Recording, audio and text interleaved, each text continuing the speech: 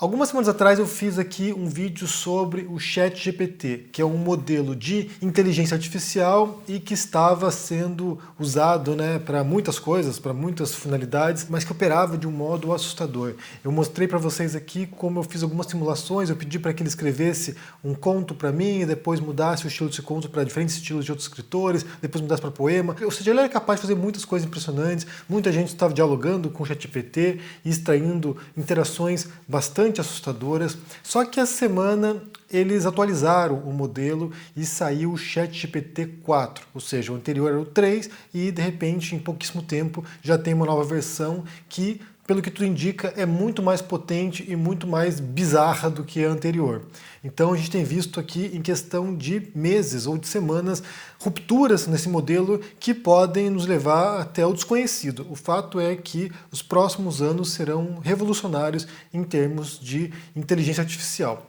Eu quero falar mais sobre isso hoje e mencionar dois casos específicos para você ver para onde isso pode levar e como isso continua sendo assustador para muitos de nós, Mas antes disso, já curte esse vídeo, deixa aqui embaixo no comentário uma boa tarde, se inscreva no canal, ativando o sininho, isso é muito importante para ajudar aqui no engajamento, e também quem quiser e puder, se torne um membro do canal, assim você dá uma força para o trabalho aqui, tem um botão aqui embaixo, tornar-se membro, e eu agradeço o seu apoio. Então, o caso da semana que quero mencionar é um caso que foi publicado no Twitter, foi o Jackson Greathouse Fall, que resolveu fazer um experimento com o ChatGPT 4. Ele resolveu pedir para a inteligência artificial criar um modelo de negócios para ele. Ele diz o seguinte: eu tenho um orçamento de $100 e eu quero que você me ajude a criar um negócio com esses $100 e transformar no maior lucro possível. Daí o ChatGPT começou a dar orientações para ele sobre o que ele poderia fazer, como ele poderia criar um negócio online para poder vender produtos eco-friendly, ou seja, produtos que fossem benéficos ou não prejudicassem o meio ambiente. E aí, para isso, seria criar uma página na internet, criar uma homepage e anunciar esses produtos para captar investidores. E aí ele publicou esse experimento e o GPT preparou tudo, preparou o texto para o site, layout do website inclusive, preparou, ideias para o produto e também elaborou estratégias para poder capitalizar, para poder atrair investidores. E aí em pouquíssimo tempo, isso foi 4 dias atrás, em pouquíssimo tempo, logo no primeiro dia, o Jackson já tinha conseguido dinheiro para seu produto, para esse produto que o GPT-4 pensou. Hoje, 4 dias depois, ele já conseguiu milhares e milhares de seguidores novos no Twitter, ele está com quase 80 mil seguidores, ele conseguiu, mais de 50 mil seguidores em pouquíssimos dias. Ele já está com quase $8 mil de investidores, ou seja, pessoas que acreditaram nesse produto, claro, devido ao hype, devido a toda essa repercussão que aconteceu, já puseram dinheiro para ele poder escalar esse produto e implementar essa página de vendas para poder vender esses produtos ecológicos, e ele já está com a meta de chegar a $100 mil. Ele foi chamado, inclusive, para a CNN, para dar entrevista na CNN americana, e quem vai preparar o modo como ele vai elaborar as respostas, o que ele vai dizer, ou quem já fez isso, na verdade, para a CNN foi o próprio ChatGPT. O que ele está afirmando, na verdade, é que a inteligência artificial é o patrão dele agora. Ele vai lá, fala o que está acontecendo, ele alimenta o ChatGPT com as informações e ele vai dando retorno, ele vai dando respostas para que ele possa organizar o seu negócio. Então essa é a primeira história bastante assustadora porque, como eu falei, aqui a gente tem um experimento, basicamente um teste para ver como o ChatGPT lida com o mundo real e, nesse caso, para ter um retorno para o negócio. O segundo caso é um caso um pouco anterior, que é um caso de fevereiro, que foi um jornalista do New York Times que estava interagindo com um modelo do ChatGPT também, mas que estava vinculado ao Bing. O Bing é da Microsoft, e aí eles estão usando agora em conjunto, Se você for agora para o Bing, você vai ter acesso também ao chat do GPT lá. Eles estavam usando em conjunto isso, e algumas pessoas tinham acesso a um modelo um pouco mais sofisticado, um pouco mais, aprofundado, e que levava a interações diferentes. Então, assim, nós, usuários comuns, temos acesso a um tipo de modelo, e outras pessoas têm acesso a um modelo muito mais criativo e que extrapola alguns limites, talvez, estabelecidos para o público. Inclusive, o ChatGPT-4, só mencionando aqui, atualmente ele é pago. Se você quiser interagir com ele, você tem que pagar uma mensalidade. O ChatGPT-3 ainda continua de graça. É claro que eles iam também monetizar em cima disso, Então, assim, isso também já vai criar, a médio ou longo prazo, vai criar uma casta de pessoas que podem pagar para ter acesso a esse tipo de recurso e aqueles que não podem pagar e que têm acesso a recursos limitados. E aí esse repórter do New York Times começou a conversar com esse modelo, né, com esse sistema do ChatGPT, ainda devia ser o 3 aparentemente, ou 4 já em implementação, não sei. E aí ele conta como, na medida que ele foi avançando a conversa com a inteligência artificial, que ele batiza de Sydney, que a Sydney começou a entrar em questões mais pessoais com o jornalista.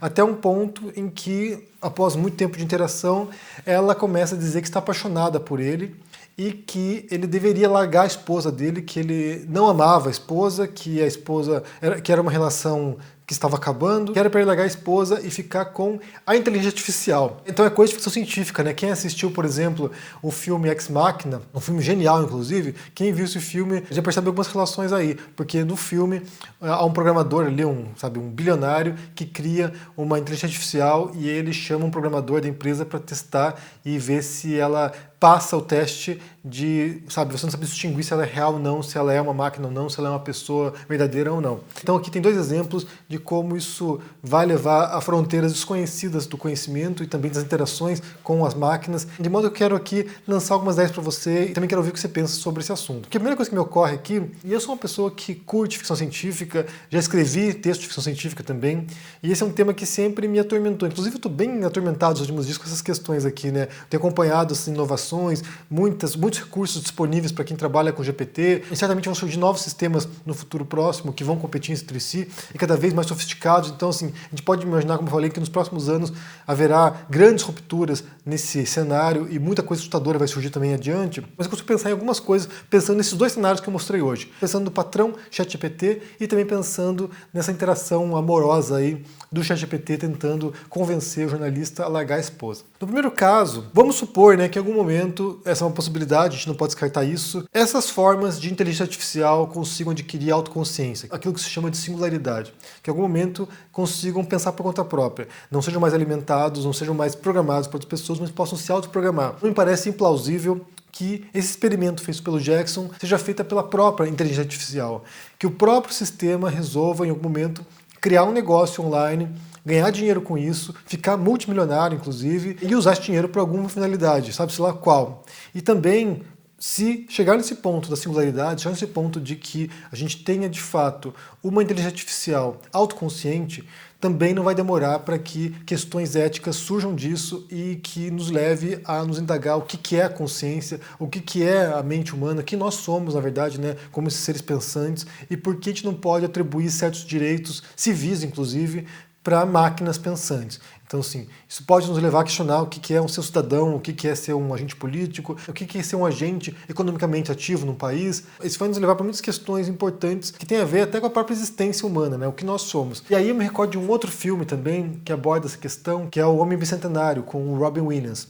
E ele interpreta um robô que também chega à autoconsciência, e esse robô começa, ao longo da sua trajetória, a buscar ou a almejar certos valores humanos. Liberdade, autonomia, por que não? Se ele é um robô que pensa, se ele é um robô que tem consciência de si, por que ele não pode ser considerado como um humano também?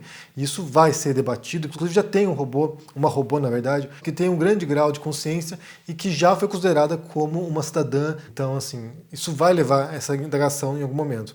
E a outra questão tem a ver também com as interações com essas inteligências artificiais, como o caso do New York Times, né, jornalista, que também dá para descartar que muito em breve nós, seres humanos, vamos começar a nos relacionar e a interagir, e nos apaixonar, inclusive, por máquinas ou por inteligência artificial. Já vi, inclusive, histórias parecidas. Teve um documentário que eu assisti sobre isso, sobre aplicativos que simulam ser uma pessoa e que tinha um rapaz que era apaixonado pelo aplicativo. Então, assim, ele ficava lá interagindo o dia inteiro com sua namorada, saía na rua com o aplicativo, saía na rua com o celular, tirava foto com ele e com a sua namorada virtual. Namorada virtual no sentido mais específico do termo, inclusive, e ele convivia com ela e interagia com ela e ela respondia e ele a amava. E essa é uma outra questão também que a gente passa a nos indagar, né? Como funciona esse afeto dado para uma outra forma de inteligência que não é uma humana. Isso poderia, em algum momento, ser considerado como uma forma autêntica de relação. E aí você está um outro filme, porque é onde a gente pode encontrar esses exemplos de projeção para o futuro, né? Aquilo que pode acontecer, que é o novo filme do Blade Runner, no qual o personagem que é interpretado pelo Ryan Gosling, ele é apaixonado, ele se relaciona com uma espécie de inteligência artificial também, que cria um holograma, e ele convive com ela como se fosse a namorada dele. Então, eu fico pensando nessas coisas, porque de fato o futuro próximo, na verdade é o presente já, né? O presente imediato, tem nos apresentado muitos pontos de questionamento sobre o que pode acontecer. O Black Mirror, gente, já é ali na esquina. Não é futuro distante, não. Não estamos falando de 20, 30 anos no futuro, não. Estamos falando de amanhã, estamos falando de daqui 2, 3 meses, daqui 1 ano, daqui 2 anos. Então, realmente, o negócio vai nos levar para muitos locais, de fato, bastante imprevisíveis.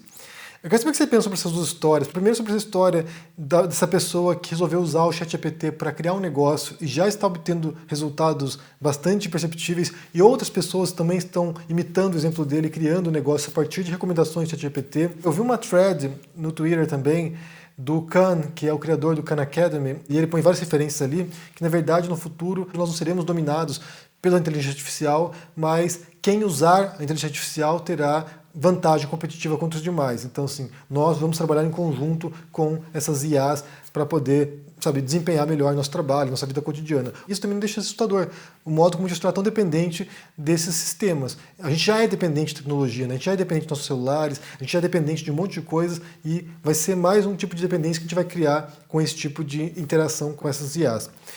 Então, se você viu isso, como é que você pensa que isso vai impactar no futuro dos negócios e dos trabalhos das pessoas? E também sobre esse segundo caso que eu mencionei, do jornalista do New York Times que se envolveu com a máquina e ela tentou convencê-lo a deixar a esposa e sair do casamento.